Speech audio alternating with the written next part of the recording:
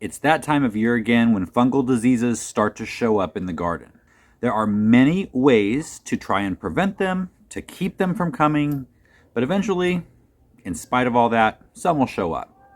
However, there are some things that you probably already have at home right now that will help save your plants. So in this video, I'm going to go over prevention and home remedies that actually work.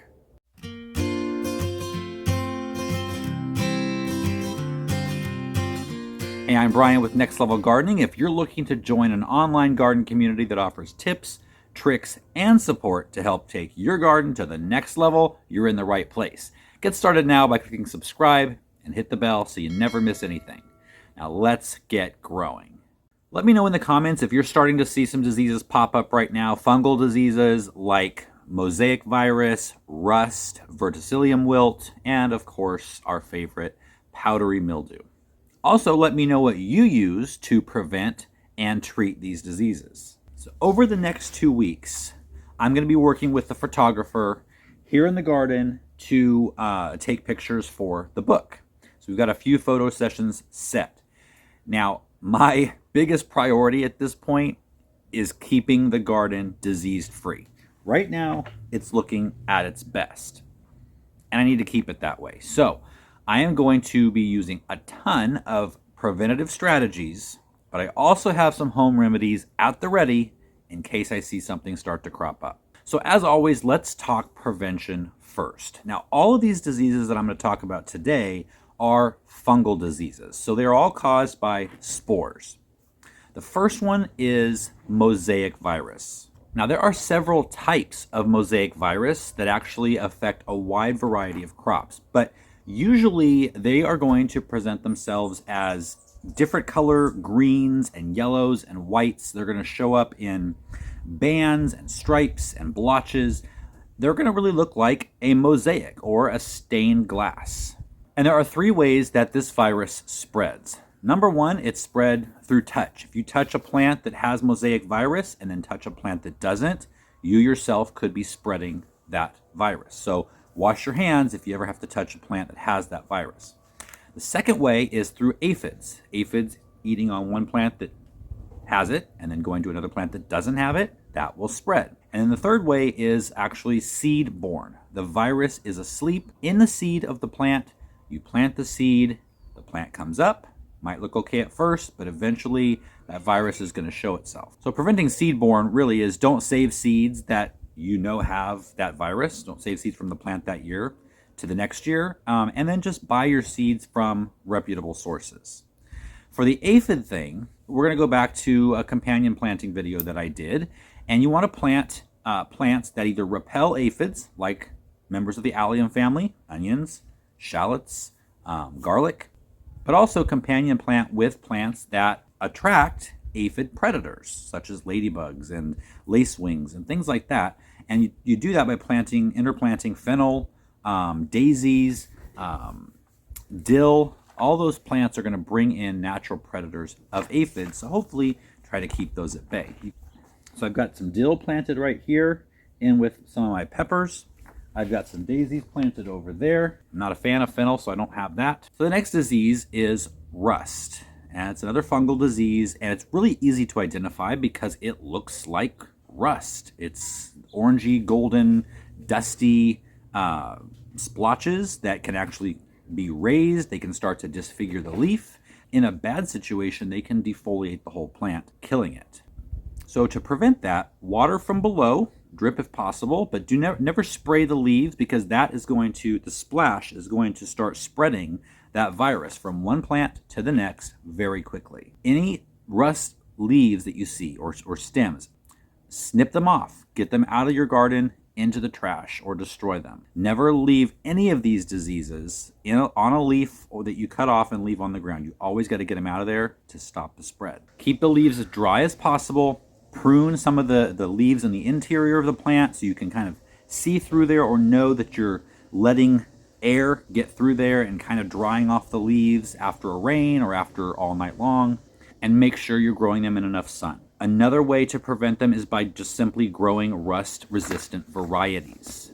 There's rust-resistant varieties of just about every crop, so look for those if you know you have a problem with rust in your area year to year. Another fungal disease that is a little bit different is Verticillium wilt, because it lives in the soil and not on the leaves, and it goes through the plant systemically. Cucumbers, melons, eggplant, different squashes, tomatoes, peppers, those are all going to be plants that are affected mostly by Verticillium wilt. And unfortunately, once you have this in your plant, once it goes from the soil up into the roots and the stems and the leaves of your plant, you cannot get rid of it.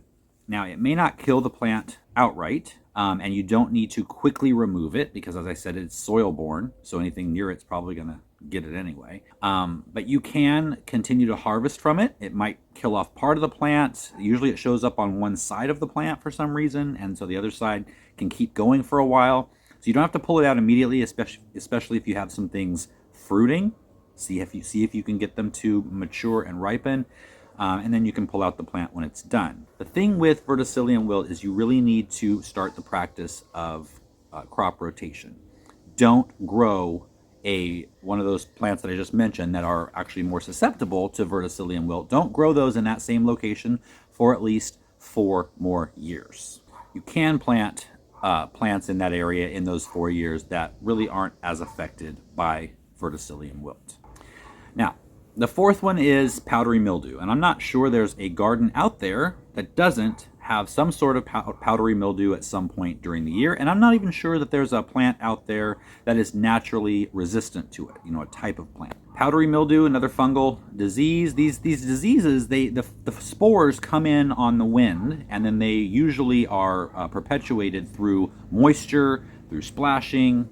That's mostly how some of these spread. And so just like I was mentioning with rust, water from below, keep the leaves as dry as possible, do a lot of pruning, remove any affected leaves or stems, get them out of the garden, and don't compost these things as well, because if you don't have a hot compost pile, which I think a lot of people probably don't, I don't, mine is a cold pile, that will not kill those spores, and then you will just be adding them back into your garden in the next year.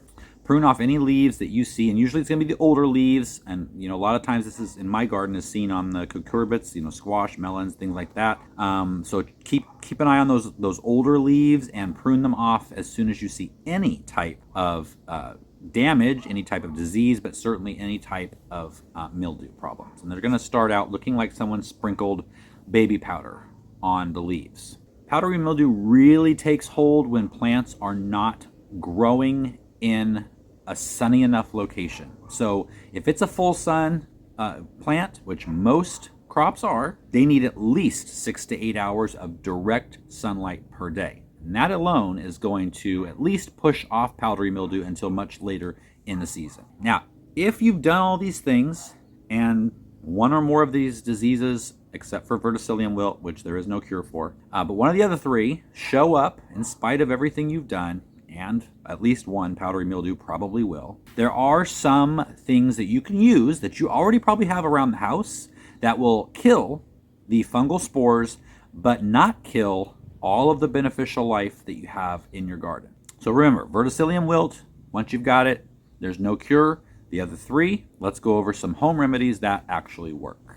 One word of warning I'm starting with, though, is in any of these solutions that I'm going to tell you about, you always want to make sure that you do a test spray. Spray a few of the leaves at the time of day that you're going to be spraying all the leaves. So you want to make sure the sun and everything is the same.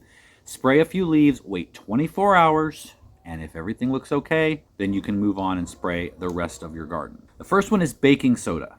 Baking soda is an antifungal in the garden. You want to use 3 tablespoons mixed into a gallon of water. Put a few drops of dish soap in there to help it stick to the leaves. And you want to spray the plants heavily because it only kills spores that it comes in direct contact with. So spray the tops and the bottoms of the leaves all over the plant. Milk also works. Milk is an antifungal in that, and milk you want to spray on a sunny day. Now, a lot of sprays you kind of want to do the morning or the evening when the sun is not so bright. But with milk, it actually interacts with the sunlight to create free radicals on the surface of the leaf. And in that process of creating those free radicals, the fungal spores are killed. So in a sprayer, mix 4 parts milk to 6 parts water, shake it up really well, and spray the plants thoroughly. You can also spray milk every 2 weeks as a fungal preventative. So when the first spore lands on that leaf, if you've recently sprayed milk, it will be a part of the killing process and you will never let it take hold. Another choice is hydrogen peroxide, the good old 3% brown bottle hydrogen peroxide you probably have under your bathroom sink or in your medicine cabinet.